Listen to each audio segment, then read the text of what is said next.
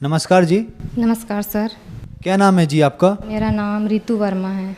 ऋतु जी, आप कहाँ से हैं? मैं ग्राम सूरजपुरा भाटापारा, जिला बलौदा बाजार, भाटापारा, छत्तीसगढ़ से हूँ। ऋतु जी, संत रामपाल जी महाराज से नाम दीक्षा आपने कब ली?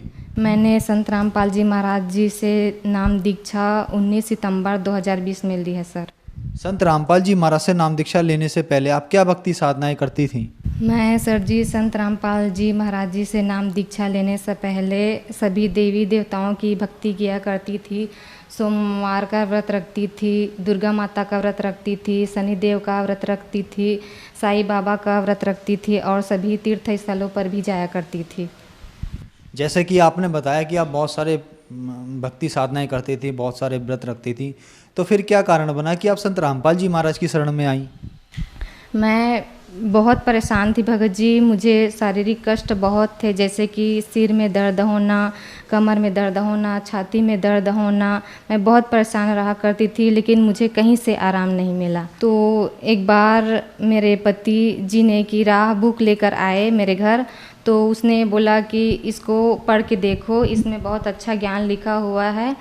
फिर उसको पढ़ना स्टार्ट किया तो मुझे बहुत अच्छा लगा। पूरा ज्ञान समझ में आ गया कि यही पूर्ण परमात्मा है, कबीर साहब पूर्ण परमात्मा है। उसके कबीर साहब के रूप में संत रामपाल जी महाराज आए हुए हैं। ऐसे करके मुझे पूरा ज्ञान हो गया, मोक्ष मार्ग का पता चला। ऐसे संत रामपाल जी महाराज जी के शरण में आई।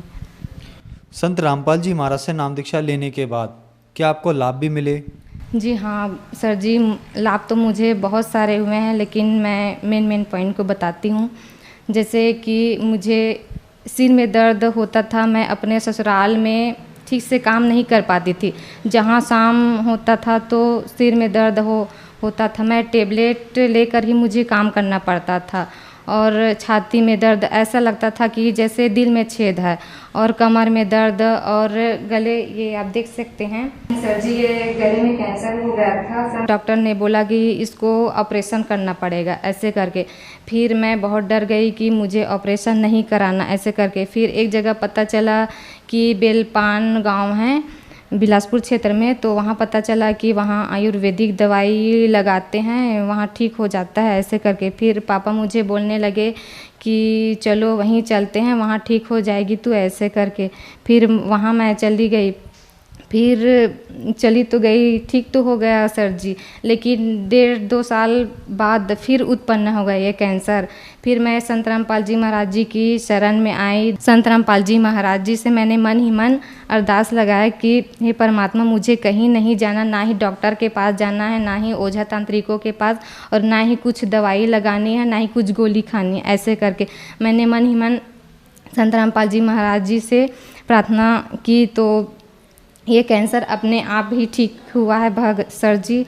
मैं 1 रुपये का ही ना ही गोली खाई हूँ और ना ही दवाई खाई हूँ। डॉक्टर ने बोला था कि इसका ऑपरेशन करना पड़ेगा, ऐसे करके। फिर मैंने संत रामपाल जी महाराज जी की शरण में आने के बाद परमात्मा से मन ही मन अरदास किया कि मुझे कहीं नहीं जाना है, आप ही ठीक करोगे परमात्मा। जब इतने बड़े बीमारी को ठीक कर सकते हो तो ये तो छोटी मोटी बात है, मुर्दे को भी आप जिंदा कर सकते हो, तो आप पे ये भी ठीक करोगे, ऐसे करके मैं चुपचाप घर में बैठ गई। फिर ये अपने आप ही ठीक हुआ है, ना ही मैं डॉक्टर के पास गई और ना ही कोई दवाई लगाई हूँ, ना ही कोई गोली खाई हूँ। अभी 1.5 महीने पहले की बात है, यहाँ पे मेरा सूजन हो गया था और यहाँ पे गांठ।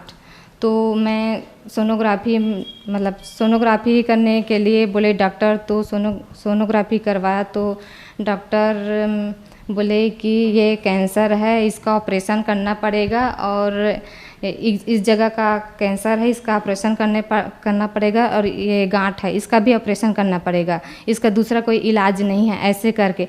फिर मैं हॉस्पिटल से मैं घर आई तो संत रामपाल जी महाराज जी से प्रार्थना लगा, तो प्रार्थना का जवाब आया कि मालिक दया करेंगे, ऐसे करके। फिर 1 हफ्ते बाद सर जी ये गांठ, जो मैं खुद आश्चर्यचकित हूँ कि ये गांठ जो ऑपरेशन के अलावा कोई दूसरा इलाज ही नहीं था, ये गांठ अपने आप ही फूट कर ये ठीक हुआ है सर जी। इसमें भी मैंने 1 रुपये का भी खर्चा नहीं किया। ये रिपोर्ट भी है, आप देख सकते हैं सर जी, ये कैंसर का मेरा।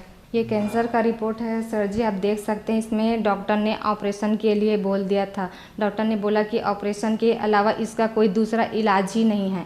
फिर मैंने संत रामपाल जी महाराज जी से मतलब प्रार्थना नंबर में फ़ोन लगाया, तो परमात्मा का आदेश आया कि मालिक दया करेंगे ऐसे करके। फिर ये 1 हफ्ते बाद ये गांठ है जो हाथ में, 1 हफ्ते बाद वो मतलब ठीक हो गया फूट कर सर जी।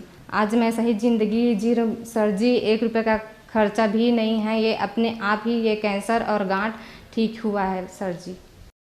संत रामपाल जी महाराज से नाम दीक्षा लेने के बाद आपका कैंसर ठीक हुआ। आपने बताया कि आपका 1 रुपया भी खर्च नहीं हुआ और आपका कैंसर ठीक होगा। आपने रिपोर्ट भी दिखाई। तो जो दर्शक आज आपको टीवी पर देख रहे हैं और वो भी इन गंभीर बीमारियों से ग्रस्त हैं, उनके लिए आप क्या कहना चाहेंगी? मैं सभी भक्त समाज से यही कहना चाहूँगी कि जो भी इस बीमारी से ग्रस्त हैं, किसी को कैंसर है, किसी को बुखार है, किसी को और कुछ बीमारियां हैं, वो संत रामपाल जी महाराज जी से नाम दीक्षा लेकर उसके शरण में आएँ और नाम दीक्षा लेकर अपना कल्याण कराएं।